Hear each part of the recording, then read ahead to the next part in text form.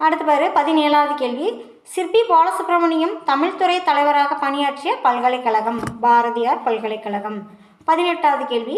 இலக்கியத்தையும் மொழியும் ஒரு சேர பேசுகின்ற இலக்கண நூல் தொல்காப்பியம். 19வது கேள்வி. செய்யுளை ஓர் உள்ளமைப்பாக கூறும் நூல் தொல்காப்பியம். 20வது கேள்வி. காளைகளில் பல இனங்களை காட்டும் நூல் முல்லைக்கடி. அடுத்தது 21வது கேள்வி.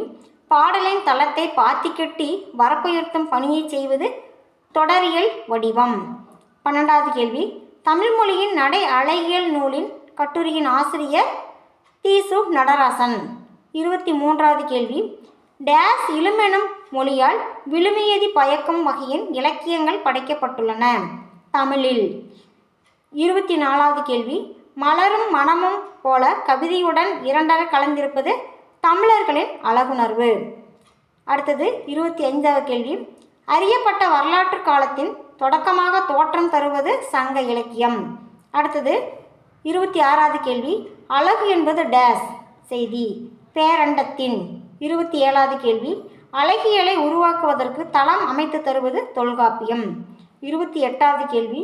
இலக்கியத்தின் டேஸ் பற்றி தமிழ் இலக்கிய மரபில் அழுத்தமான கருத்து உண்டு பயன். அடுத்தது 29வது கேள்வி. அகன் ஐந்திணைகளை பேசுவது தொல்காப்பியம். 30வது கேள்வி. அந்நில மருங்கின் அறமுதலாகிய மும்முதற் பொருட்கும் உரிய என்ப என்று பாவகைகளோடு அறவியல் கருத்துக்களை இணைத்து சொல்வது தொல்காப்பியம். அடுத்தது 31வது கேள்வி. கவிதையின் டேஸ் நடை இயங்காற்றல் தான் நடை. 32வது கேள்வி. நடைபெற்றியலும் என்பது தொல்காப்பியத்தின் டேஸ் வரும் சொற்றொடர் கிளவியாக்கத்தில் வரும் சொற்றொடர்.